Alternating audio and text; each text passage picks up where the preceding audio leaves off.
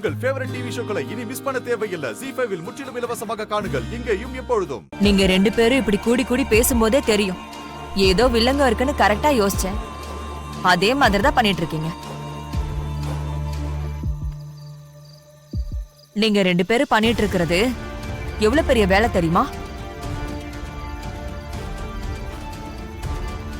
இந்த உண்மை மட்டும் உங்க அப்பாக்கு தெரிஞ்சா எவ்வளவு பெரிய பிரச்சனை ஆகும் தெரியுமா? இல்லம்மா, அப்படிலாம் எதுவும் ஆகாது. நாங்க பாத்துக்கிறோம். வள்ளி, உங்க அப்பாவை பத்தி உனக்கு தெரியாது. அவரை மாதிரி அன்பு வைக்கவும் முடியாது, அவரை மாதிரி தண்டிக்கவும் முடியாது. எனக்கு கொடுத்த இந்த தண்டனைய அவரா மனசு மாறி மாத்திக்கிட்டாதான் உண்டு. அம்மா, அத பத்திலாம் நீ பெருசா யோசிக்காத. நான் உனக்கு வாக்கு கொடுத்திருக்கேன்ல. உன் கழுத்துல இறங்கின தாலிய திரும்பவும் அப்பா கையால கட்ட வைக்க வேண்டியது என்னோட பொறுப்பு. ஆமாமா, நீங்க எதை பத்தி யோசிக்காதீங்க, நிம்மதியா இருங்க. மத்ததெல்லாம் நாங்க பாத்துக்கிறோம். நீங்க ரெண்டு பேரும் விளையாட்டுத்தனமா ஏதோ சொல்லிட்டு இருக்கீங்க. ஆனா அது அவ்வளவு ஈஸி இல்ல. அதுவும் வேதநாயகி மாதிரி ஒருத்தி இருக்கும்போது உங்களால எதுவுமே பண்ண முடியாது. அம்மா, நாங்க தான் இவ்வளவு தூரம் சொல்றோம்ல, அப்புறம் ஏன் அவங்கள பத்தி எல்லாம் யோசிச்சுட்டு இருக்கீங்க? நீங்க போய் முதல்ல நிம்மதியா தூங்குங்க. நாளைக்கு ஃபங்க்ஷன்ல ஃப்ரெஷ்ஷா இருக்கணும்ல. போங்க போங்க. ஆமாம்மா, நீ எதை பத்தியும் யோசிக்காம போய் ரெஸ்ட் எடு. வேணா வள்ளி, இந்த முயற்சியை இதோட கைவிட்டுரு. அதான் நம்ம எல்லாருக்குமே நல்லது. அம்மா, நாங்க இருக்கோம்ல, அப்புறம் ஏன் நீ இந்த அளவுக்கு பயப்படுற? எதை பத்தியும் யோசிக்காம ரிலாக்ஸா போய் தூங்கு போ. என்னமோ பண்ணுங்க.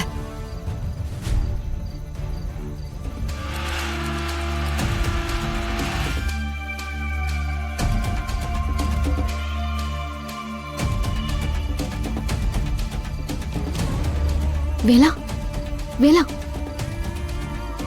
இங்க வா. ஏன் யாரோ கேட்டு கிட்ட நின்னுக்கிட்டு நம்ம வீட்டையே பாத்துட்டு இருக்காங்க. அங்க யாரும் இல்லையா மேடம்? இல்ல, நான் பார்த்தப்போ அவங்க இருந்தாங்க. அதுக்குள்ள மறைஞ்சிட்டாங்க. மேடம், ஐயாவை பார்க்க யாராவது வந்திருப்பாங்க. செக்யூரிட்டி இப்பெல்லாம் பார்க்க முடியாதுன்னு அனுப்பிச்சு விட்டுருப்பாரு.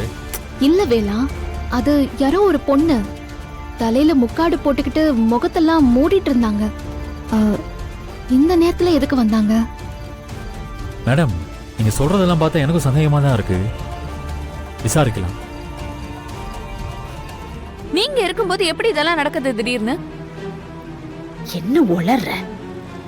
ரத்னத்துக்கு பர்த்டே தான் கொண்டாட போறோம். 60ஆம் கல்யாணம்னு யார் சொன்னா? அந்த வேலன் தான் உங்க அப்பா கிட்ட போய் சொல்லிட்டு இருந்தான். அவங்க ரெண்டு பேரும் பேசிட்டு இருந்தா தான் நான் ஒட்டு கேட்டேன்.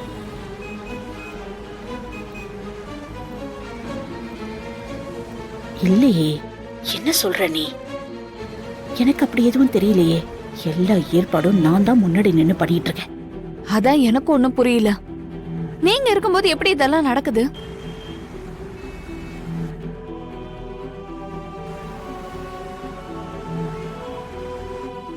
அப்புறம் இன்னொரு முக்கியமான விஷயம், வள்ளிய மட்டும் நீங்க ரொம்ப நம்பாதீங்க.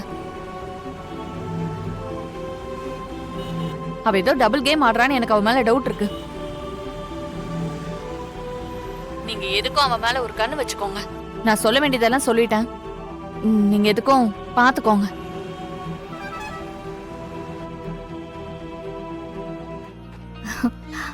அத்தை, சும்மா சொல்லக்கூடாது. ரஞ்சித் நிறைய உழைச்சிருக்கான்.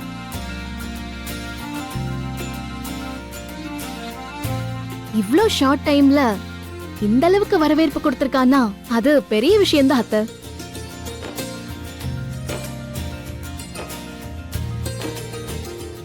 ஆமாக்கா, நானும் இதை எதிர்பார்க்கல. பரவாயில்ல, நல்லா தான் வேலை செஞ்சிருக்கான். வள்ளி, உன் மனசுல என்ன இருக்குன்னு எனக்கு நல்லா தெரிஞ்சு போச்சு.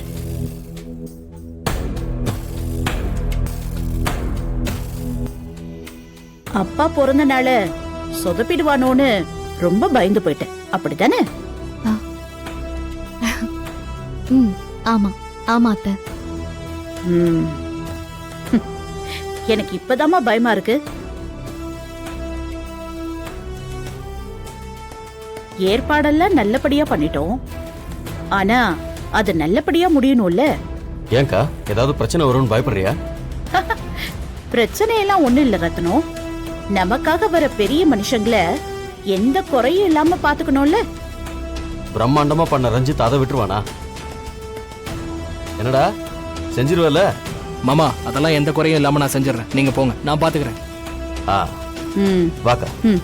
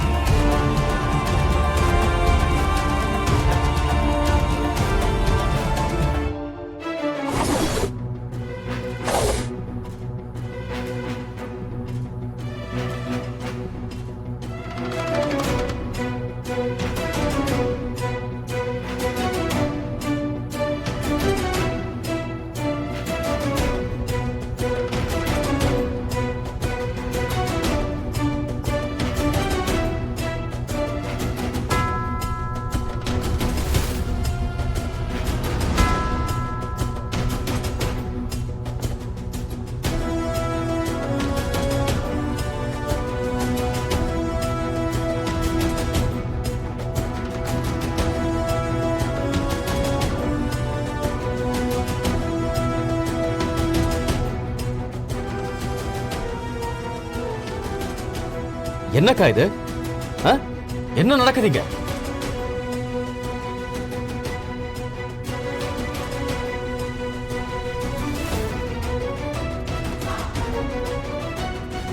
அக்கா உன்னதான் கேக்குறேன், என்ன நடக்குதுங்க? எனக்கு புரிஞ்சிருச்சுப்பா. இதெல்லாம் அந்த வேலை செஞ்ச வேலைதான்.